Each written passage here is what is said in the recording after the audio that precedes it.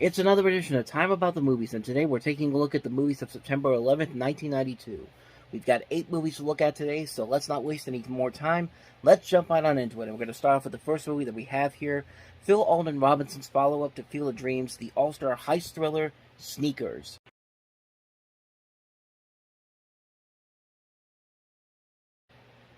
Overall, Sneakers doesn't really do anything new to the heist movie genre, like something like what Steven Soderbergh would later do with the Ocean's 11 movies. But I actually do kind of prefer this movie a little bit more than Field of Dreams, even though I really like Field of Dreams.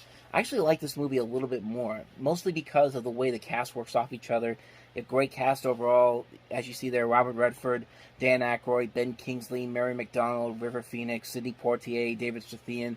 Also in there you have Stephen Todorovsky, Tim Busfield, George Hearn, Donna Logue, James Earl Jones is in this movie, and they're just having a really good time here. There's a good mix of thriller aspects, action aspects, comedy aspects, all these different genres coming together for a pretty solid and very entertaining movie. I really enjoyed this movie a whole lot, and I do like the heists that they go on. I like the way that they work off each other, and it's just a ton of fun overall. There's just so much you can admire about this particular movie that really you wouldn't be able to guess just by looking at that trailer alone. There is a lot more fun aspects to it.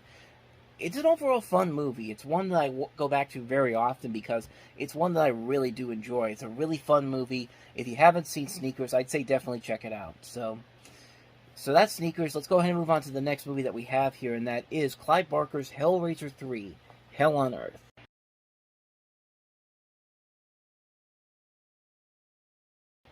Coincidentally enough, at the time that I'm talking about this movie, we just had Hulu's Hellraiser reboot come out recently on there, and I saw a little bit of it. I'm pretty impressed with what they did to take that series to another level. But as far as this movie goes, this was not very good. I feel like with this movie, they were trying to make Pinhead kind of the next Freddy Krueger, give him more comedic jokes, and just some really lousy looking visual effects, especially for 1992 by 1992 standards. Like, you look at this movie and you see their attempts to try to entertain people, and the movie was heavily criticized for being a little too commercial compared to the other two movies. But I mean, Hellraiser 2 was just not a very good movie, and the first Hellraiser was a fun movie overall. But yeah, with this movie, I feel like they were trying way too hard to try to make Pinhead the next Freddy Krueger, and you could definitely see that they were trying way too hard to do just that. And sadly, the series just kept getting worse and worse after that, because they would do one more movie for theaters, and then every other movie that came after that was either direct-to-video or direct-to-DVD, and they just got worse and worse and worse until the very latest one that just came out on Hulu. So yeah, and even though Clive Barker's on here, he's really not doing too much. He's the executive producer, but he was largely uninvolved with the film until they went to post-production. But I don't think even then he had a whole lot to work with, because I really don't think he would have liked what they've done to this character that he's made. It's just not a very fun movie. I mean, it's a movie that's really, really not that fun whatsoever. It's not that scary. It's not that funny. The visual effects are really terrible in this one. It's just a bad movie overall. It's just one that's kind of like, there could have been so much more on it, but it's at least better than Hellraiser 2, but that's not saying a whole lot compared to what Hellraiser 2 was. So yeah, that's Hell on Earth. Let's go ahead and move on to the next movie, and that is Matthew Modine and Jennifer Grey in Wind.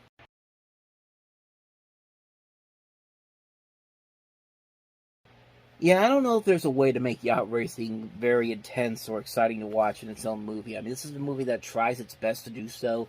Some decent talent on board here. Carol Ballard, of course, is the person that made Black Cauldron and Never Cry Wolf, but even then, I don't think there's enough here to really make for an overall exciting movie. It's really kind of boring when you really watch it, because I watched this on many years ago. I say many years ago, maybe like 12 years ago. The Weather Channel used to have this thing on Friday nights called Weather in a Movie, where they would show different weather-oriented movies. You'd get something like Volcano, or The Day After Tomorrow, or Twister, or another wind movie with Jeff Bridges. Now I can't remember what it was. White Squall was what I was thinking of. And then you'd have this movie, and yeah, I don't know. I don't know if there was any way to make yacht racing all that exciting, unless you're a really good director. And Carol Ball's not a bad director. I just think you need a really good script to work off it, and you really need to not make it like it is in this movie, because it's both an action adventure movie, but it's also kind of this romantic drama as well, which doesn't really mesh together well. At least in this particular case, it doesn't really mesh together all that well. It's not really all that exciting. There's nothing really all that amazing about the visuals that they have in here. It's just kind of a boring movie overall. It's a movie that I think tries way too hard, and at the same time doesn't really try hard enough to make it stand out on its own. It's a movie that's just kind of like, it's here, and there's really nothing there to it. So that's basically all I have to say about Wind. Let's go ahead and move on to the next movie here, and it's a re-release of a classic Ridley Scott movie, and that is Blade Runner: The Final Cut.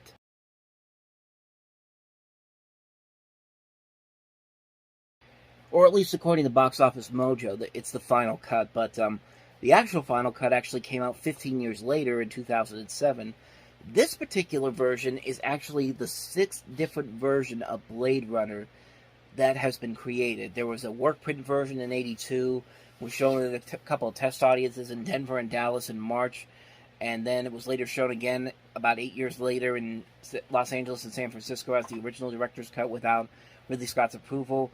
There was a version that was in San Diego that was completely different. The theatrical version includes the happy ending and the addition of the Harrison Ford voiceover. The international cut was later released on Criterion in 1982. There's a CBS version that was on TV in 1986, and now we have this version in 1992, which was approved by Ridley Scott, and was mostly prompted by the use of the 1990 and 91 theatrical reprints of the work print version. This one contains significant changes from the theatrical work print version, including some extensive notes, consultations to Warner Brothers by Scott, and basically just really took his own different version of the film. And there was a lot of major changes to the film. Like, there's the removal of Deckard's voiceovers. There's an insertion of a dream sequence of a unicorn running through a forest at the 42-minute mark. They got rid of the studio-imposed happy ending and included some assorted visuals, which originally ran under the film's end credits. In this version of the film, when the elevator doors close, as Deckard and Rachel leave. And in a way, it does help the movie, because this is one of the better versions of the film. I mean, Blade Runner in and of itself is a classic movie, and it still holds up as a pivotal, groundbreaking science fiction classic for the time period. And when you look at it today, it still holds up on so many levels. But the version I think that still holds up the best is the last version that came out, the 2007 version. I feel like that's the version that Ridley Scott wanted to make all along. I don't know why he didn't get to do it with this original cut here, but when you look at this cut, it's a step in the right direction. It was a step in the right direction for what they wanted to do later on down the road. And of course, Blade Runner, led to the strong following that it still has, that it spawned its own sequel, Blade Runner 2049, which was a pretty solid movie from Denis Villeneuve, the director of Dune. And that's pretty much all I got. I mean, I really don't need to say any more about Blade Runner as it is, because it is such a good movie overall. Everyone's already talked about it. There's nothing really more to say about it, honestly. But Blade Runner's a classic. The original cut from '92 is good. The final cut's better. Avoid any version after that. That's pretty much all I got for you on that one. So that's Blade Runner. On to the next movie, and that is Crossing the Bridge.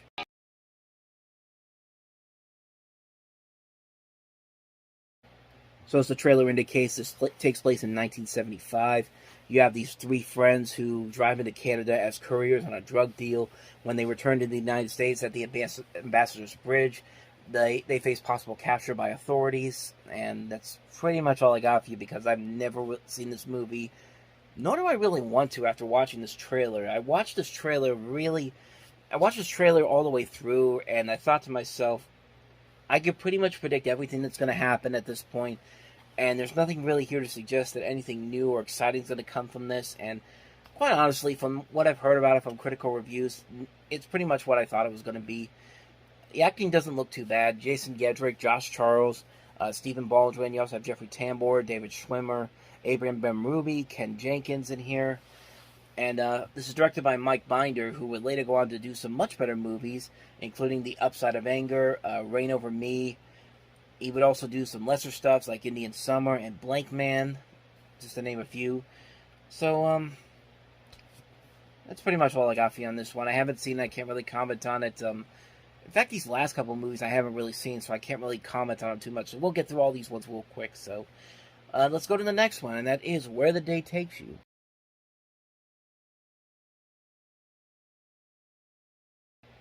So the story basically here is that you have these teenage runaways trying to survive the streets of Los Angeles.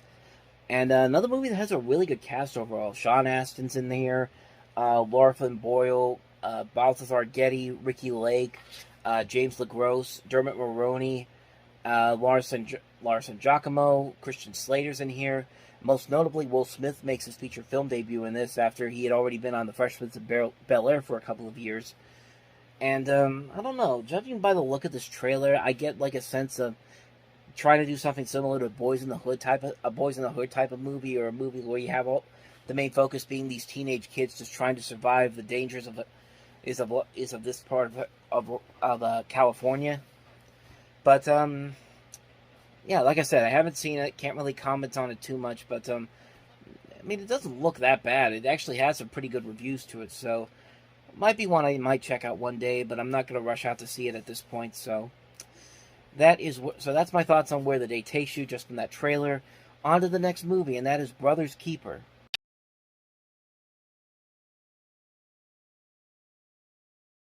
So in the movie, you basically have a documentary about two groups of societies, people from rural areas and those from larger cities. It shows how the media flocks to the town to cover the story about an alleged 1990 murder in the village of Munnsville, New York.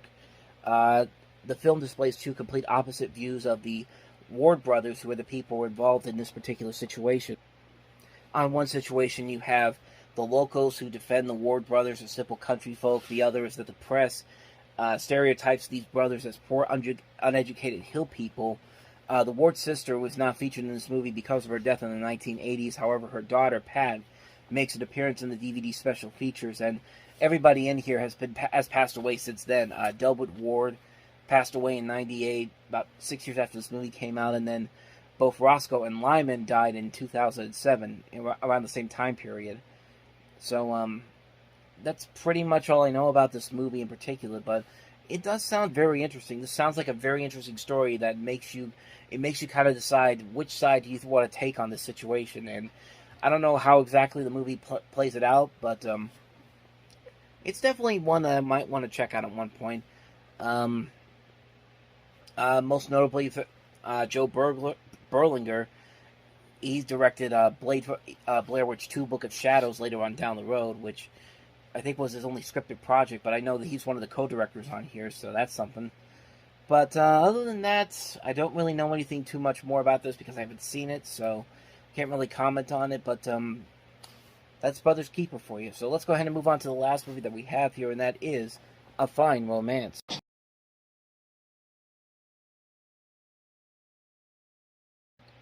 I don't know why I said it like that. I mean, maybe it's because I'm thinking of there was a show that they did on ABC, and you're listening to the announcer on there, Ernie Anderson, talking about this show that's literally titled A Fine Romance, and he's just like, a fine romance.